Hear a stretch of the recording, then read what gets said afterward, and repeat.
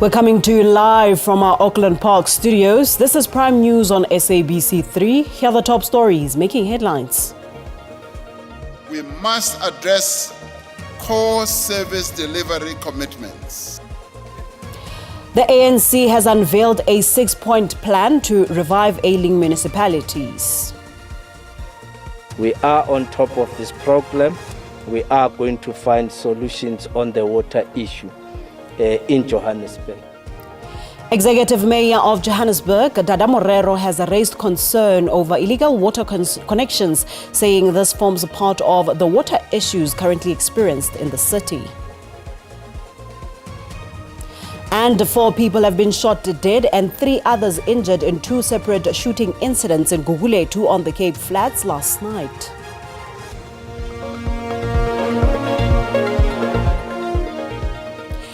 At the back of those headlines, it has just gone 8 o'clock Central African time. A warm welcome to Prime News on 3. I am Paulette. Now, great to be in your company this evening. Let's dive right into it.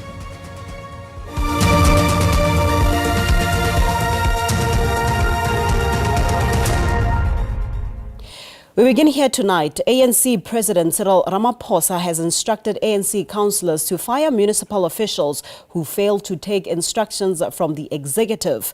The ANC has unveiled a 6-point plan to revive ailing municipalities. Parallel structures of 2 mayors and divided councillors have been frowned upon where ANC divisions spill over into the government. 4,804 ANC councillors converged in Johannesburg to receive marching orders from their president Cyril Ramaphosa. Sewage running down the streets, refuse not being collected, lack of water provision are daily realities of residents at a local level. Now underperforming public representatives are going to face the axe. We have agreed on the action plan for local government that has 6 pillars, as read out by the SG. Firstly, we must address core service delivery commitments. Ramaphosa called on party representatives to resolve service delivery challenges in their wards within 48 hours in relation to water leaks and sewage spills on the streets. It is unacceptable that as councillors, as leaders of the people of the areas where we live, we can have water leaks, sewage running in the street, and not take any action. Municipal officials were also not spared by Ramaphosa. Sometimes officials themselves become obstructionist. They sometimes refuse to execute executive decisions that have been taken. And someone who is supposed to execute those decisions does not do so. There's only one way out, and the way out is the door. Samkele Masego, SABC News, Johannesburg. Meanwhile, speaking during a special NEC meeting at the FNB Stadium, ANC Secretary General Fikile Mbalula said the Ekurhuleni pledge signed by ANC councillors reaffirms the party's stance on rooting out corruption. The meeting marked the conclusion of a 3-day councillors summit held from September 13th to the 15th. Above all, the pledge confirmed the ANC's uncompromising stance against corruption, nepotism and all forms of malfeasance, and its resolve to ensure that resources are used only for their rightful purpose to serve the people. To this end, there has been heightened investigations against all forms of corruption, as evidenced by the President signing of SIU proclamations, a record higher than any other time in our history. The Ekurhuleni Pledge continues to serve as a directive and moral compass for ANC councillors. It is now expanded into a comprehensive plan of action, which was adopted by the National Executive Committee.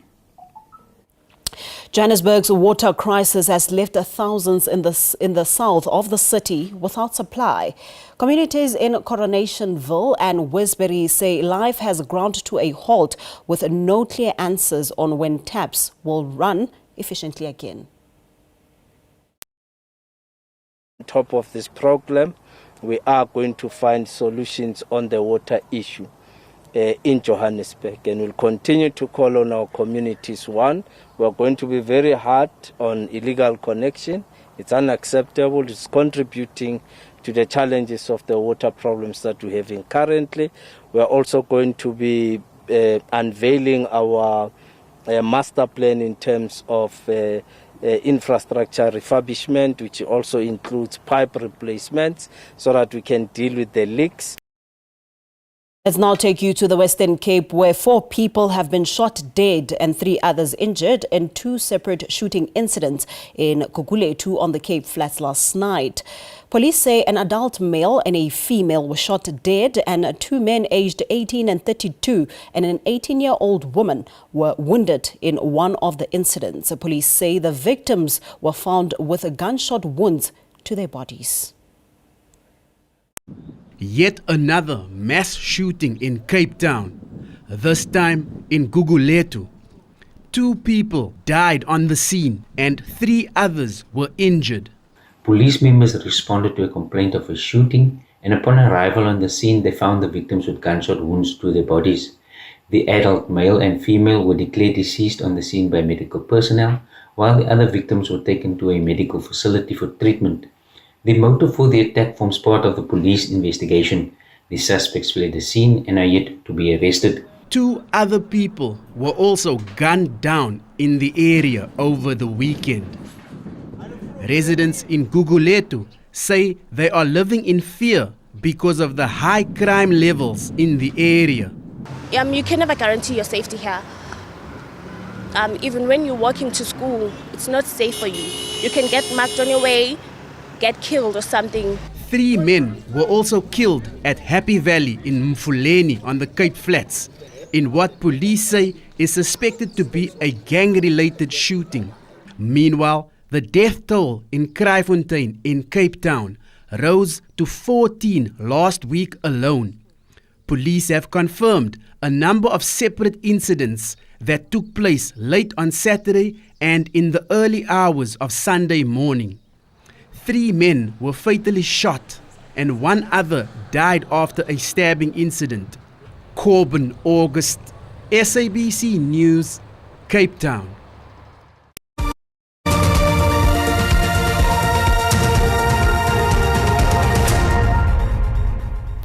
Welcome back. Prime News continues with this. Correctional Services spokesperson Singabakho Ngumalo says offenders serving life sentences must undergo a rigorous multi-step review, starting with the Case Management Committee, then the Correctional Supervision and Parole Board, followed by the National Council for Correctional Services before the final decision is made by the Minister. Ngumalo emphasized that the process is still incomplete. This comes after a statement from the lawyers representing Lee Matthews' family, confirming that Donovan Moodley, who abducted and murdered Lee Matthews in 2004 after demanding a 50,000 rand ransom, has been recommended for parole. Sentenced to a determined period, meaning a number of years, are treated differently from people who are sentenced to life imprisonment. Life imprisonment, the process is much more rigorous and very long, in the sense that your profile, after having served the minimum required time, will go to the Case Management Committee. Basically, they put it together, invite the offender to check if everything is there. Then that profile will go to the Correctional Supervision and Parole Board. The victims of crime also do participate. This is what has happened with this particular case. It is unfortunate that the victims, family or lawyers, have taken what was then discussed in that session and distributed publicly prematurely, because the process has to move from the parole board to the National Council for Correctional Services. That must also take time, make it a point that everything is there, and make it a point that indeed this person is ready for social integration before submitting that to the minister who is the decision maker. So the process is far from being complete. Unfortunately, the information was dispatched to different people prematurely. All right, for this now, Gauteng Education Department has urged the schools in the province to raise funds in case they are unable to pay their utility bills. This after teaching and learning were disrupted at the Poisondon Road Primary School in Ennerdale, south of Johannesburg. This follows the cutting of services by Joburg for a full month now, as the school owed over 900,000 rand in water bills. We are in a process to facilitate that the school be assisted to settle their bill with the municipality. However, we need to reiterate that the schools need to make sure that they pay their municipal services, because as a department, we provide them with an allocation for them to do so. In the event schools do not have more money, they need to fundraise with the parents and make sure that necessary payments are made so that services are not cut off. Department of Higher Education and Training says university spaces for the 2026 admission are expected to be constrained. It projects around 235,000 first-year university spaces, but not every qualifying learner will be absorbed. The department has again urged learners to explore SETAs, TVET colleges and community colleges to further their studies. With many university applications expected to close in October, there will be stiff competition to secure a space. But once again, learners are reminded of the many options that they can explore. In 2026, more than 527,000 spaces will be available across the country's 50 public TVET colleges. Now, universities have got a different system of admitting students. And so when you have the bachelor pass, it does not automatically mean entry into a university program of your choice. That's the first thing. But the second thing is that we cannot build a post-school education and training system that is mainly anchored on universities. Well, NSFAS has also moved to address the 2025 academic year shortfall by reprioritizing funds within its existing resources base of 13.3 billion rand to support 34,000 students with blocked registrations and second semester registrations of 15,000 students. NSFAS will issue a circular today to open the registration portal. Student accommodation providers who were impacted by the above will also be in a position to now receive payment for services rendered. So the launch for the 2026 NSFAS applications is on the 16th of September. But as seen at the start of the 2025 academic year, there had been an accommodation crisis. And we've set in place a planning process to make sure that we have sufficient student accommodation at each institution of higher learning, so that we are not confronted with this annual crisis where students arrive at campus, they have no place to stay, they're sleeping in libraries. Crisalda Lewis, SABC News in Pretoria. We shift our focus to this now. The three accused in the February 2020 theft of millions of rands in a foreign currency at President Cyril Ramaphosa's Palapala farm have pleaded not guilty to all charges. The accused, Emanuela David, and siblings Floriana and Ndilinasho Joseph, are being tried at the Modimolle Regional Court in Limpopo. Emanuela David and Floriana and Ndilinasho Joseph have denied any involvement in the theft at President Ramaphosa's Palapala farm. The three were arrested on separate occasions in 2024. The Joseph siblings each face 3 charges relating to conspiring to commit the break-in and theft, while David faces an additional charge of money laundering. The state has told the court that it plans to call 22 witnesses.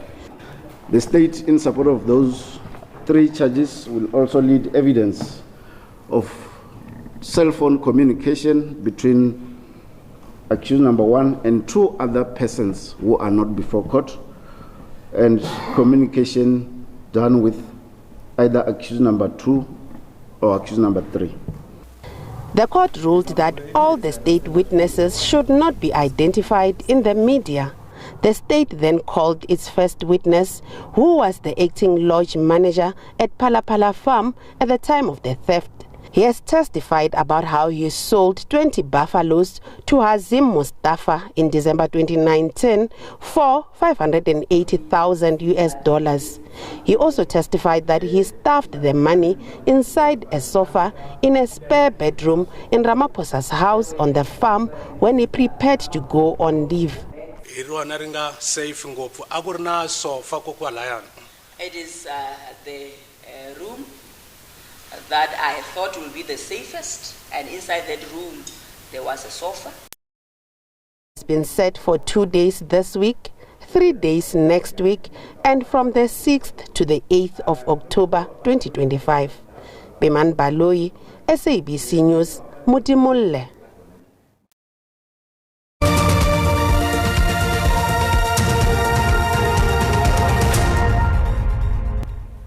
Thank you for staying with us. Now on to this. The Department of Justice is encouraging members of the public to take advantage of the free services under National Wills Week. Minister Mamoloko Kubai has officially launched the campaign, which runs from today until Friday at the Johannesburg Masters' offices. It estimates that more than 70% of working South Africans do not have wills, making the distribution of their assets challenging. Kubai says they are also trying to educate the public on the work of the Master's office. Make sure that people understand that Master's office is the office that it's a government program, department that does the services, because people think that it's the private sector sometimes, or it's lawyers that can be only to do that. The letters of authority when somebody has passed away and all those things. And we see those things because we are the department. When we have to issue letter of authority, then you find a lot of fights, a lot of people having counter affidavits against another. So it's those things. So we're making it easy so that the estates can be wrapped up in a very dignified way for anyone who passes away. In news in the African continent, Malawi will hold a presidential election on Tuesday. Voters will also cast the ballots for members of parliament and local councillors. Incumbent President Lazarus Chikwera is seeking re-election and he's facing tight contestation from his predecessor, Peter Mutharika. Former President Joyce Banda is running as the Southern African nation battles economic hardship. It's crunch time as Malawans will go to the polls amid a number of challenges facing the country, such as inflation, fuel shortages and corruption. There are over 7 million registered voters and 17 presidential candidates. But experts say this is likely to be a two-horse race between incumbent President Lazarus Chikwera and former President Peter Mutharika. Before we can begin to rebuild, we must clear the rubble of corruption, for it has left our taxes in ruins. We must clear the rubble of laziness, for it has left our infrastructure in ruins. Former President Peter Mutharika wants to return to the State House. In his campaign, he is committed to prioritizing the country's economy, but some are concerned about his fitness to lead. It's a very important responsibility. It shows that people have power. But in the end, it's the people who decide who's going to run this country. So very important. Everyone should vote. And nobody should get discouraged. The country's first female leader, Joyce Banda, also wants to come back. African countries are saying, we're not looking for charity. We understand and we are ready to fight, to build our capacities in our countries, to move our economies. But for that to happen, we need a debt relief first. Kylie Kumalo, SABC News, Johannesburg. It's now time to hand over to the weather desk to see what the weather has in store for us. Stay right there.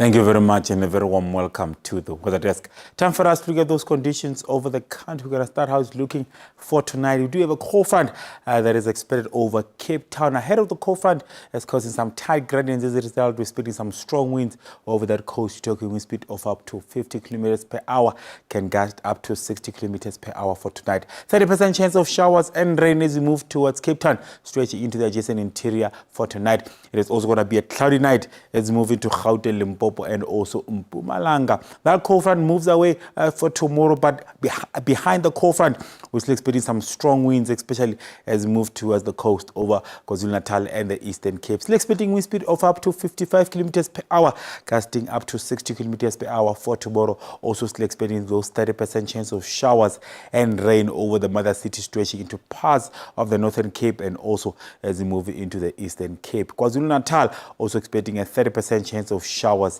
and rain for tomorrow. Looking at some warnings for tonight, it is a level 2 warning of some damaging winds as we move into the interior over the Northern Cape, stretching into parts of the Northwest and also the Eastern Cape. And also as we move towards the coast, it is a level 2 warning of some damaging winds and damaging waves for tonight and also for tomorrow, which will make it difficult to navigate at sea. Those damaging winds are still expected over parts of the Eastern Cape and parts of the Northern Cape and Western Cape for tomorrow, and also as we move into that interior of the Free State, stretching into KwaZulu-Natal. Also expecting some runaway of air conditions as we move into Gauteng, Limpopo, and also the Northwest. Overnight temperatures, it is going to be a cold night as we move into Sunderland. We're expecting a low of 2. 3 over Calvinia, 7 over Appleton, Musina at a low of 14. For tomorrow, it is scorching as we move into Limpopo, Palapala 38, Musina 37. Warm conditions over most of the central parts of the country, especially over Johannesburg with a high of 29, 23 over Appleton. The mother city expecting a cool day with that cold front that is coming in for tonight. That's why expecting a high of 50. That's all the weather I have for you. Stay tuned.